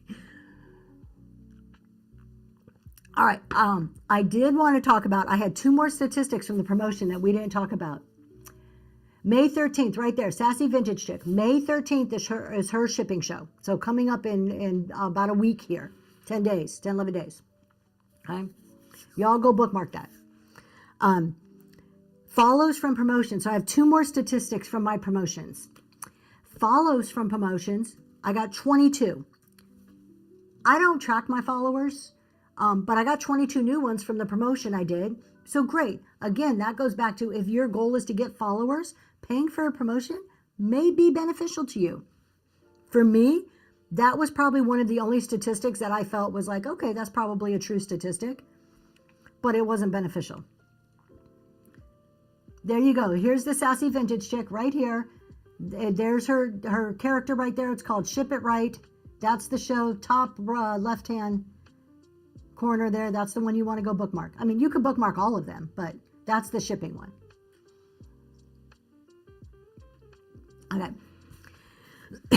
So if you're trying to get followers, maybe a promotion works for you. I don't track followers. And I don't want to say followers mean nothing, because followers are people who chose to click on my name and be notified if they have their notifications come on. However, followers don't equal buyers. Followers don't equal people in your room. The concept in our heads of follow comes from, the social media where followers are monetized. Followers, actually have hold real value on TikTok or Instagram. On Whatnot, followers are more of people wanting to be notified about you, and maybe if you show up on their screen. It doesn't necessarily mean that these are all the people that are going to be in your room. So in the algorithm, possibly, I don't know. The algorithm, the only thing I can say about the algorithm that I know 100% to be true is that Whatnot discoverability says activity in your room drives the algorithm. When people tell you, I know two other things that are true because it was told to us at the Seller Summit. Giveaways do nothing for the algorithm, and tapping on the screen does nothing for the algorithm. Activity is what drives the algorithm. So when somebody tells you that you need more bookmarks to drive the algorithm, you could tell them that they're full of BS, because Whatnot doesn't say that. The copy link, no, that's not activity. As far as I know, Whatnot, go to help.whatnot.com under discoverability. They don't call it algorithm, they call it discoverability.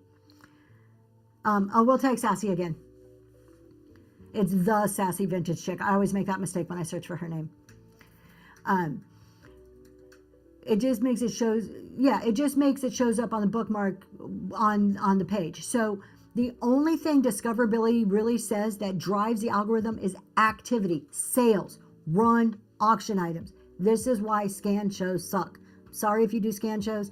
This is why scan shows suck. Because if you're not running something, you are killing yourself in the algorithm.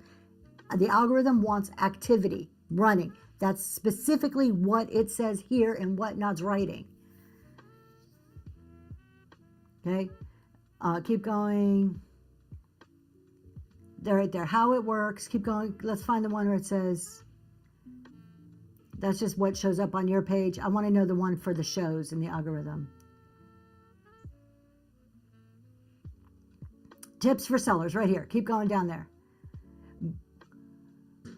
Deliver exceptional buyer experience. Going live frequently, shipping in a timely manner. So your metrics play into the algorithm, okay?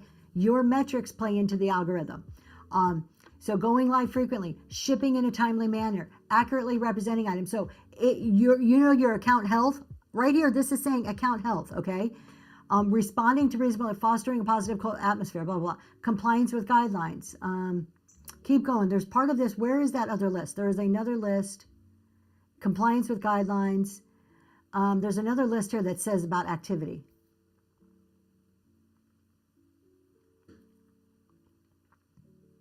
All right, I'm not seeing it. It's here somewhere. We've got to find it.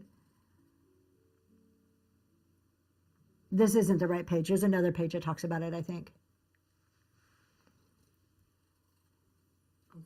All right, he's going to look for it. There's another list on Help somewhere that talks about the activity.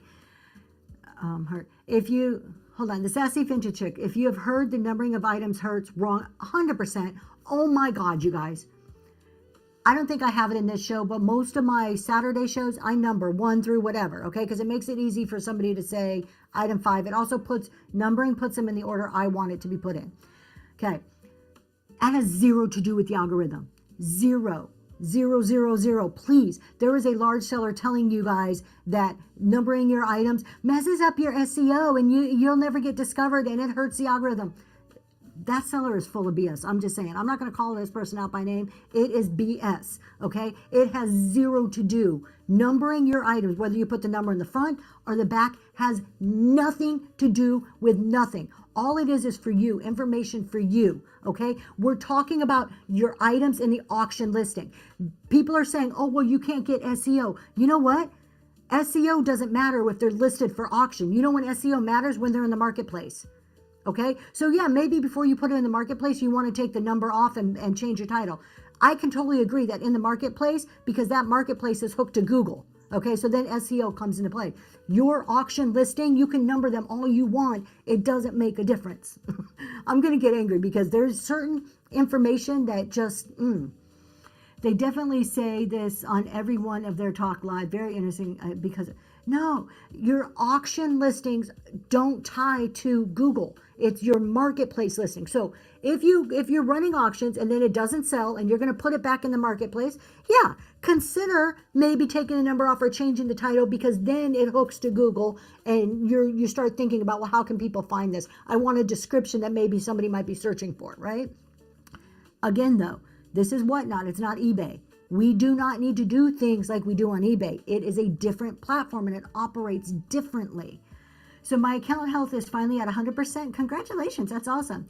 Does that relate to how yes. So we saw right there that how you handle customer service, how you handle shipping, like all, it just said, and I forget word for word, which basically related to everything they measure on your account health. If you're a sucky seller, if your account health sucks, that's telling me by reading at whatnot.com or help.whatnot that you get a lower scoring in the whole algorithm formula however that formula works.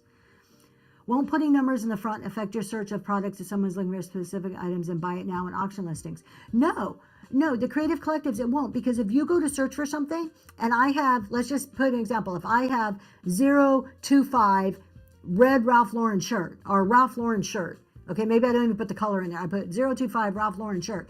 And you go into my bin and you search Ralph or you search Lauren or you search shirt, you're going to see the item. It doesn't matter that the number's there. Load your bin how you want, but don't overload your bin. Yeah, you guys, that's a good piece of advice. Be careful how many things you put in the bin.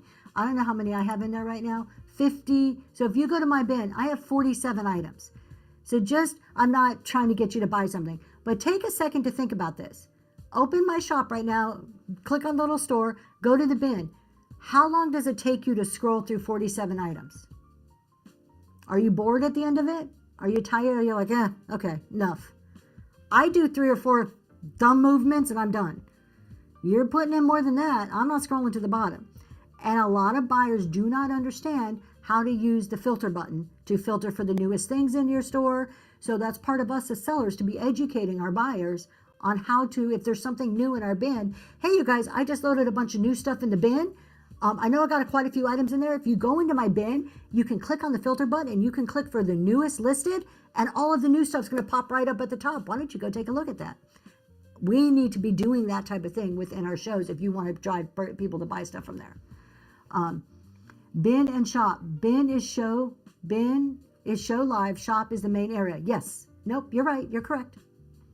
Jennifer, it's exactly it. Just wanted to tell you how excited I am for the Fuster. Oh, cool. Swamp Chick, I'm so happy. Everything is going out. Everything from Saturday's show is all packed and ready. Y'all, I got to say something. It's packed and ready. It's going to the post office at about 2:00 today. I got totally a little bit off topic, but I am so excited. I have hired my 15-year-old to help with shipping. We've been in training phase for a couple of weeks, and Saturday was her first time helping me ship. So normally I do my large show Saturday mornings. I am shipping through Monday. I'm by myself. I still work full time. Shipping that has been my stumbling block in order to start to grow more. I have 2 stumbling blocks. The first one is shipping. I had to get dialed in. The next one is increased sourcing. So shipping was my first focus. My solution was to hire her. So we have a system where while I'm selling on a show, if I feel it's an item that she can properly wrap, I put it on one area, she grabs it, she bubble wraps it, does all the wrapping, sticks the label on the outside, and starts making piles for customers. And then if it's something that I feel her experience level isn't there to wrap it properly, I put it to a different direction and I do it. But We were able to get the whole show done and shipped in an hour and a half after the show because of that. I was so excited. What is your advice? Can you give about getting people in the rooms you mentioned, promotion? Did you see any results regarding number of people? No, it didn't. To me, it didn't help with the number of people. It's very misleading, the number of people. What I recommend about getting people in the room, two things. One, this exact topic, how to get people in your room and keep them, is what we're going to be talking about on the Reselling Roundtable that's coming up Sunday. So come see that, because you're going to have 3 different sellers, 3 different perspectives, sizes. We all have different businesses talking about that topic on Sunday night. That's Reselling Roundtable 6:30 on YouTube, right there. So that's our topic coming up. And then what I would suggest personally, do your thing. Do have a consistent anchor show. You can't be all over the board. You want people to come back to your shows. Thank you so much for showing that. You want people to come back to your shows. They need to know when and where to come back to. You can, if you're going on 2 o'clock on Tuesday, 5 o'clock on next Thursday, maybe I'll do a Sunday show, maybe I'm going to go over here. They don't know when to find you. So there's no way. How can you have a reasonable expectation that people are going to come back to your shows when you're all over the board? That also includes rescheduling and canceling your shows. I am sorry, I'm going to be the one seller that's going to go against the grain, okay? And I'll tell you what I think. I never hold back. I'm going to go against the grain. Quit canceling your damn shows. Quit rescheduling your damn shows. My husband's getting mad at me. He's like, don't say that word. Quit doing it. You're hurting yourself. You're hurting yourself over it. Now, life happens. I totally get it. If canceling or rescheduling is an exception, that's life. When it becomes your normal habit because you can't get your ish together and get your stuff done and get ready for your show, so you have to reschedule it, that's a you problem. Okay? That's not a life problem.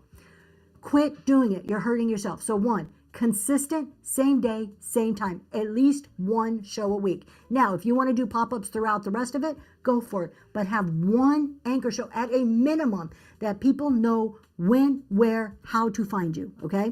That's the first step. Make it easy for them to come back. Okay? Number 1, keeping them in your show. You need to be engaging. And I've said this probably for my last 4 shows. Thank you. I'm going to read Aaron's comment in just a second. And the Brass Lion. You need to be engaging. Engaging doesn't mean stand on your head and do cartwheels. Engaging, the definition of engaging is involving the people in your room. How do you involve them? Running auctions that give choice, talking to your chat, acknowledging your chat, calling people out by name. That's engaging. Okay? Changing your tone of voice. Going very quiet. Like if I come in here to tell you a secret, those of you that are just folding laundry and you're not listening, you've just stopped to see what I'm whispering about. I can be excited. I can start talking really loud. There's different ways to be engaging. Then, okay, so you get the people in your room by being consistent, by going on at your anchor times, and then to keep them in your room, you vary what you're doing. You look at different selling techniques. Then if none of that is working, start rewatching your shows. What is your lighting like? Is your product worth it? What are your prices like? So there's a lot of stuff, and we're going to go into this on Sunday. So definitely come and see us on Sunday. You're going to get more than just my opinion. Let's see what else I'm missing. Brass Lion. I've set an anchor show, and I'm looking for a second time slot that works. Great. That's not overwhelmed with huge sellers running raid chains. Don't worry about what anybody else is doing, the Brass Lion. Don't worry about it. It doesn't matter if there's other huge sellers on at the same time or not. The people who want you will come to you, even if the biggest seller on Whatnot is running at the same time. Do not worry what other people are doing. Aaron says, be consistent. Being consistent counts. I was on vacation last week. So many buyers sent a message checking on me. Yeah, they do. You have to be consistent. What else am I missing? The Polished Picker asked, I'm going on vacation this week and my normal show's on Tuesday. I'm hoping it doesn't hurt me in the algorithm. Can you do a chat show instead? Can you come on for 15 or 20 minutes at that time and just be like, hey, y'all, I'm in Hawaii. I'm on vacation this week. I'm not selling, but I definitely wanted to come and say hi because I miss all of you guys. Didn't want to miss you. Can you do that? What can you do to be consistent? When I travel for work, you guys, I travel at least 1 week a month where I am in a hotel. We make every single effort to keep the shows as scheduled on track. Very rarely do I move them around. Usually when I do, it's because I'm on an airplane. The Polish Picker. There's a lot of people that come in, they're on vacation. Take Inga, for example. Inga right now is in Lithuania. It's a totally different schedule. She comes on, she does a little tour of what she's looking at, and she rates, and that's it. That's a great way to keep relevant. We're going to Orlando. We're going to be gone a week. My talk shows, that's no problem. I can do a talk show. This show right here next Monday, I'm going to be in Orlando Monday and Wednesday. I'm probably not going to be selling items. It's going to be more of a chat show type format, but I'm still going to be here. If you put, so Rawson says, if you put your account on vacation mode, what does it do? It makes any of your products invisible. So nothing is available for purchase. Basically, it just kind of, your shows are still there. People can bookmark, people can send you messages, but nothing could be purchased from you. So if they search in the marketplace, none of your items are going to show up. I'm having issues getting people in my pop-up shows. My normal people don't seem to find me because it's a pop-up. A lot of people, real quick here, well, I'm going to lose my numbers. I want to know if you guys have your notifications turned on or not. Who here has notifications turned on so you get notified of every single show of every single person that you follow or bookmark? I'm betting a lot of people don't, and that's why. Dav K. Shaylee, I'm going to put it on the screen again. It's in YouTube. So the Old Ladies Attic. So there's whoever is asking, there is our YouTube. It's myself, Green13, which is Jeremy. I Love Discounts, which is Tony and Lysandra. And the handle's right there underneath the name. The Old Ladies Attic said, I was in a support show and people were saying how they hate it when a seller calls out their name and they leave. Really, the Old Ladies Attic? I am so surprised by that. I'm so surprised. I'm sure there's a group of people who cringe when they hear their name. For the most part, it's a psychological kind of proven fact that people like to hear their names. All right, hold on. The Queen of Amber asked a question my husband says I missed. I am not seeing it. Honey, please tell me where it is. I don't want to miss it. Go up.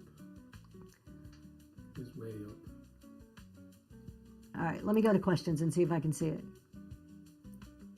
All right, it's not showing for me. So, oh, here it goes. All right, what are your thoughts on Givies? My thoughts on Givies. I do them in purely chat shows. If I'm doing just a straight up chat show, I do them. I don't do them in this show because I do sell and chat here. I think Givies are useful if you are using them as part of a strategic plan. Why are you doing the Givey? Ask yourself, before you just throw a Givey up, ask yourself, why am I doing this Givey? If you're doing the Givey to support a strategic pathway, I don't have a problem with it. I don't think they're needed. So the Giveys that I normally do, I do little packets like this. They contain CEO affirmation cards. And they also contain a coupon. You're not allowed to advertise a coupon in the Givey, so it's never listed in my Giveys.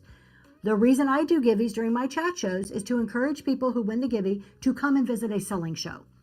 That's why I also always include the coupon. I want them to see a selling show.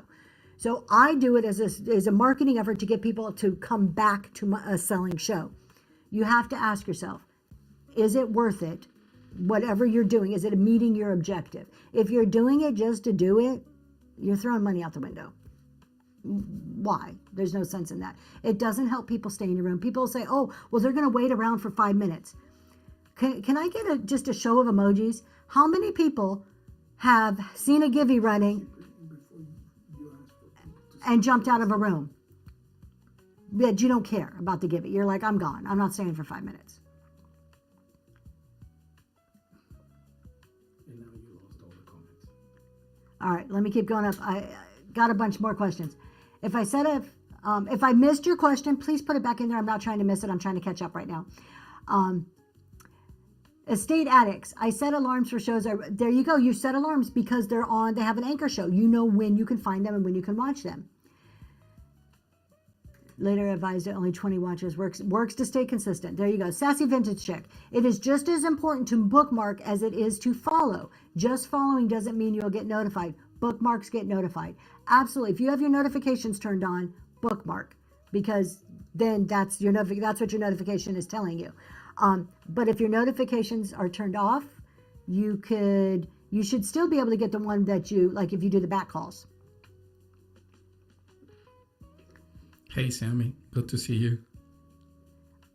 Hello, welcome in. A Monster Mama. I made a listing to get notified, not for $1,000,000. Exactly, you guys, these listings right here, I'm going to pin it really quick. These are back calls. You'll hear them referred to as back calls. These are get notified. So if you like this, that's going to pop up every time that the person pins this. These are recommended for now because the bookmarks don't always notify people. However, they have to be for something. You've got to sell something, and it has to be a reasonable price per terms of service. It cannot be the $99999 or $5 million. The price has to be consistent with whatever it is you're selling in that listing. Doesn't mean they have to buy it. They could just like it. But if they accidentally buy it, then you have to sell it. Let's see. I'm skipping anything that's not yellow right now just to get caught up.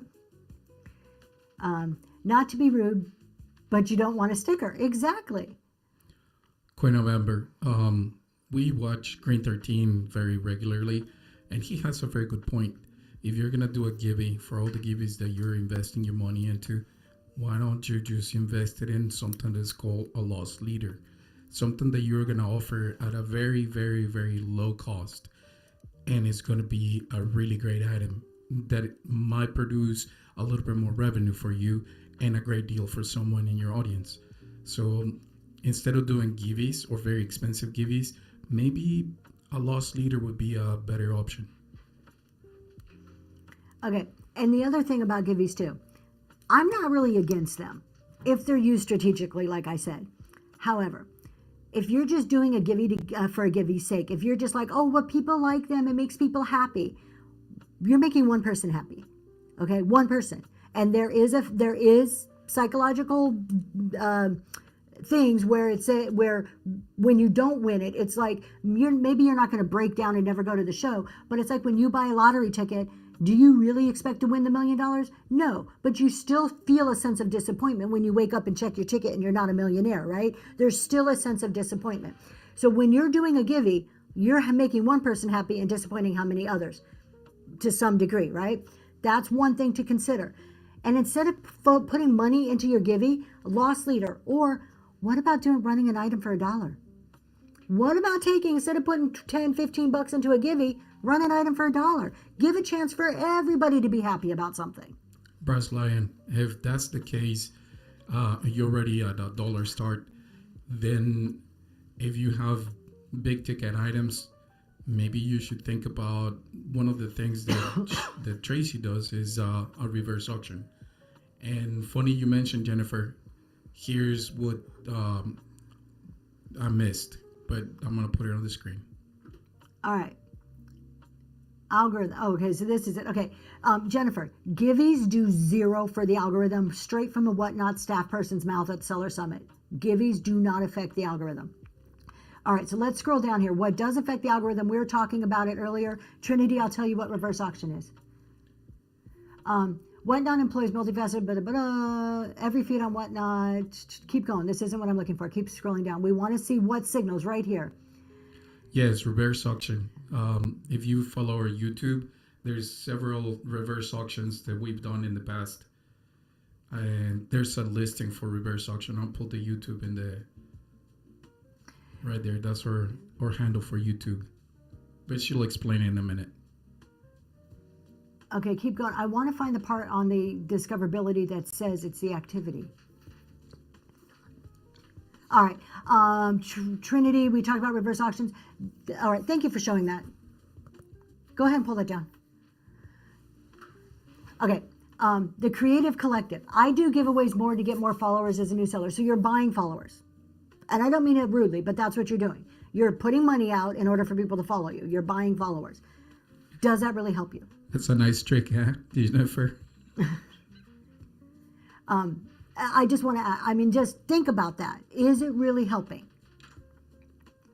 For a reverse auction, or are you just getting people who want to give you? Are they really interested in you? Lori, for reverse auctions, do you have a minimum amount that you will run the item? I do. So in a reverse auction, there's a floor amount. I won't disclose that floor, but there's a price I will not go under. That protects me as a seller. And the floor is usually still very low to give the buyers a really great deal. It's just never disclosed. So I'll start counting down, and at a certain point I'm going to stop, and you never know where it is. So that's part of that kind of creates that FOMO, that scarcity, that I don't want to miss this. I'm going to go ahead and put an R in the chat to bid.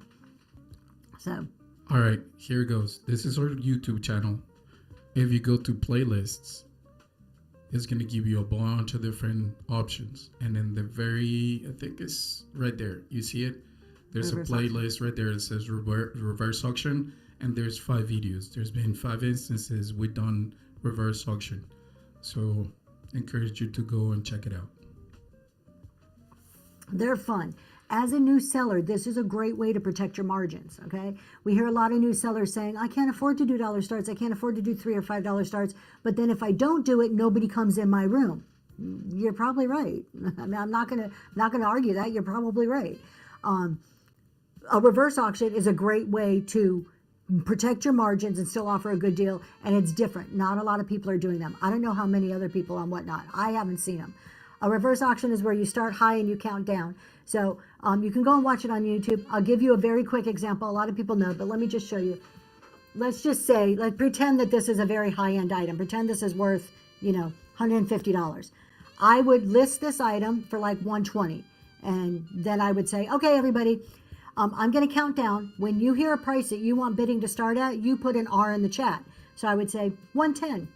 And I would wait to see if there's an R. 100. 93. And I would just pick numbers in my head, and I have a floor. And then I might say 80. All right, thank you so much for looking at this. If nobody put an R in the chat. If they did, whatever price that they put the R in is where I would start the auction. Then it's open to bid for everybody. It's a fun way to do it. It takes patience. It takes a lot of patience and a lot of control to say a number and wait. I actually, in my head, count. I'll do 90, and then in my head, I'm going 1, 2, 3, 4, 5. That is incredibly hard. Silence is hard for a lot of us. So to sit and wait, so just kind of be prepared for that. It's a very awkward, uncomfortable feeling as a seller. Queen Flamingo, not really, because in this case, you're selling high-end items. And what you already know is what is your bottom line that you're willing to let go the item of. And so if someone is looking to buy the item but not spend too much, then it allows you to decrease the price until you cannot decrease anymore. Yeah. I find this interesting. Hold on, this comment. Ladybug girls. So you did dollar starts, max shipping, sold nothing. You put normal prices and sold several items. I find that very interesting. However, there is a psychological psychological concept sometimes, and I haven't seen this on Whatnot, but I know for sure it works on some of like eBay and other static listing sites. Raising the price automatically changes a user's perspective of the value of the item, and so they're likely to buy it. On auctions, I don't think it works that way. Auction mentality is people expect auctions to start lower. I'm very surprised that it worked, but I do know in static listings, that is a very popular technique that does work. You got to think though, and this is something I talk about a lot. If you're going to do a dollar start, don't sell your crap. I'll say it over and over again. You will see quite a few people be like, okay, I'm going to try this dollar start thing, but I'm only going to do it with all my leftovers. They're leftovers. Nobody wanted them to begin with. Okay? So now you're going to put them out there for $1 and expect it to be a successful show. You may sell stuff, but it's not going to get bid up. They're leftovers. All right? If you want to really do dollar starts and make money off of it, you can't sell your leftovers. You can't sell your crap.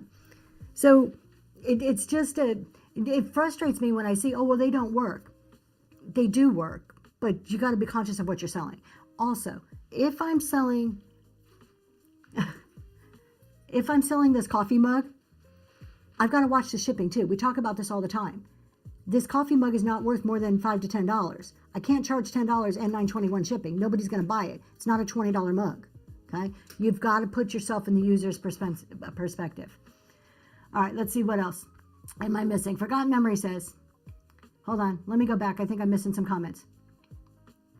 We have memes mixed picks. If you notice a lot of people don't enter the Givey unless it's something worth anything, then you have the people. Exactly. You can read the room.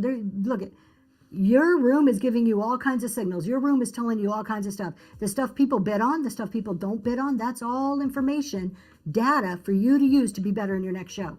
100%. How do you deal with a buyer dominating auctions? Not just one show, but across. Okay, so Forgotten Memories, what do you mean by dominating? Are they just, they're bidding on everything? They're talking up in the chat a whole lot? What do you mean by dominating? Help me understand. The Serial Hobbyist, do you think Whatnot will set up a reverse auction feature?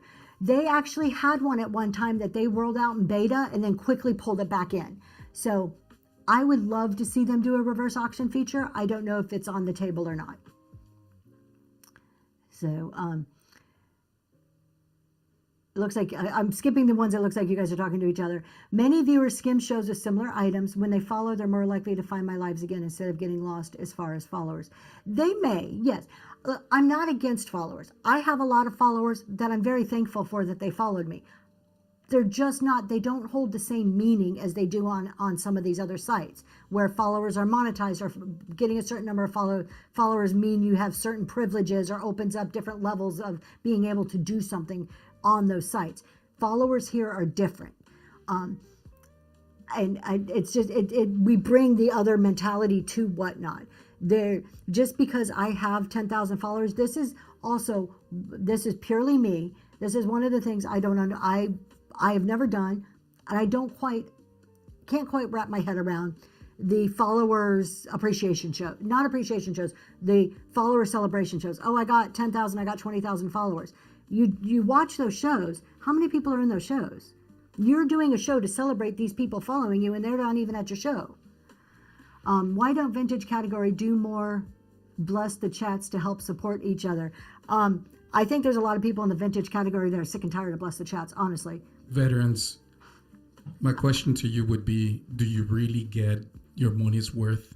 Do you really think that investment has a return for you as a seller? And do you get a lot of buyers, a lot of revenue from those things? It'd be questionable to me.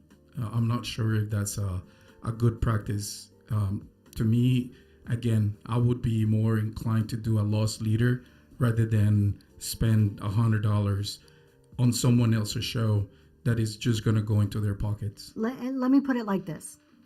We know Whatnot tells us in writing that what boosts you in the algorithm is activity in your show.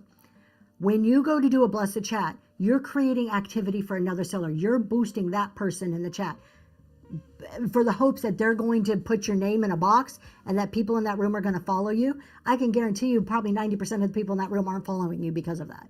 They don't. I have asked over and over and over in my chats who actually follows. The answers are very, very minimal. Second of all, if we know that activity boosts us in the algorithm, take that money that you're spending there and go buy a loss leader. Go buy something really nice and run it for $1. Start and create the activity in your own room so that people will come in and find you and actually experience you versus experience the other show. Jennifer Forgot the memories. She didn't answer your question, but I understand what you asked. Look, if people really want the item, they're gonna bid on it. If they get mad or they get upset because they didn't win at a cheap price, that's not on you, and that's not on the buyer that is monopolizing the items. That's on them. If they don't think they have either the budget or they don't think the item is worth to bid it up a little bit more, again, that's not on you. That's what I think. And if you're making the sale, then great. I think it would encourage people to, if they really want this item, you could take the opportunity to say, look, this is really great. I don't know if we're going to come across another one like this. Here it goes. I'm going to present it to you. And that's it. And Forgotten Memories, I would also play that to my advantage. I would start, hey, y'all, custom bid to win. We're going to do 15 seconds. We're going to give you a chance. Can anybody beat Bob over here? Bob's taking away all the good stuff. Where are you? Why are you letting Bob take all the good stuff? I would play it to your advantage. I would use it as a positive in your show and go with it. Because you know what? At the end of the day, people are buying your stuff. If Bob's the only one buying your stuff, good for Bob. As a seller, you're selling your items. You're still making your money. if you want to encourage other people, if you feel that it's having a negative effect, then try to turn it in, spin it, take it and turn it the way that you want it to be. Absolutely, Jessica, and Elegance by Kate. Absolutely. I missed a question from Jennifer, or a comment. I want to go back and read this really quick here. Jennifer says, think that, do we ever think it over adjust or ever adjust? I mean, Whatnot tries to do their own thing, but I also see other platforms. Other platforms are doing live selling. They're probably not doing it as good as Whatnot. I'm not going to name all of them, but I know there's a whole nother platform that was established. It's clunky. It's hard to use. eBay's doing live selling. Again, I've heard that's clunky. It's hard to use. TikTok's probably one of the better competitors. But so far, Whatnot has the advantage. Whatnot is the leader in the live auction field. So something that worked for me well was the morning before my show, I went on for a few hours and boosted people's show and got amazing shout outs. You can, I would, again, I don't think there's anything wrong boosting people's show if that's how you choose to spend your money. But knowing how the promotions work, I would also question, do the boosts work the same way? And do I want to do that? I feel that instead of boosting somebody's show, I can do better for them by calling them out, by saying, you know, like, here, go ahead and pull up the Queen of Amber. I don't know the Queen of Amber. Can you pull up the Queen of Amber? I don't know the Queen of Amber, you guys, but she's been super active in my chat today, and I really appreciate that, and I love the interaction. So let's go ahead and take a look at her profile. These are the types of things that I think helps. I think the honest to goodness word of mouth, somebody calling you out because they know you or care about you and can, again, give a personal recommendation is going to go far more than boosting. And Sassy right there, Sassy's like, don't boost my show. Sassy, would you? There we go. The Queen of Amber, mom from New Jersey. Let's go down and see what she sells. I'm guessing jewelry, vintage and antique jewelry. So this right here is probably going to have a lot more effect. Look at that than cameo. Boosting. Oh, that's a gorgeous cameo. The Queen of Amber is now blushing.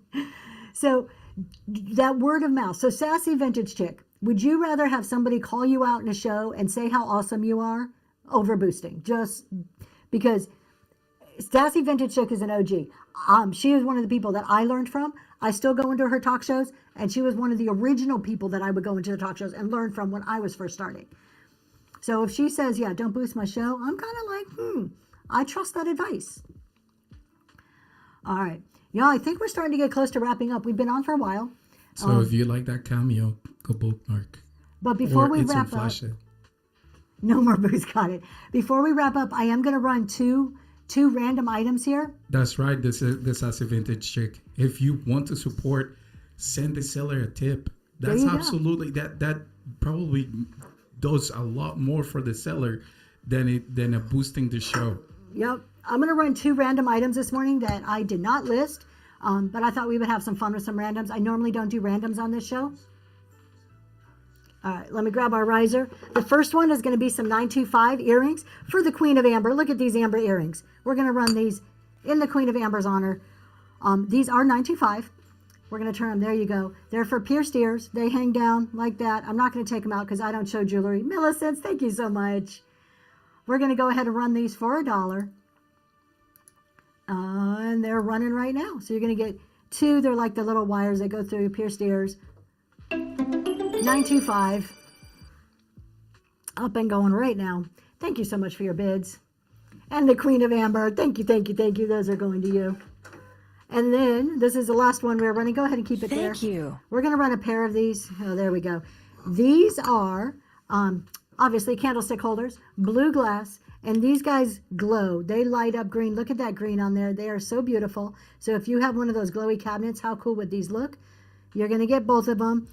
Maybe a couple of flea bites around the bottom, but they are really in great shape. Not sure who makes them. I probably looked it up at one point, but I don't know right now. Look at that glow. They are running right now. You're going to get the pair. Thank you for your bids. I actually had these for the Glow Show on Saturday and forgot to list them. So I'm like, you know what? That's going to be a random for Monday.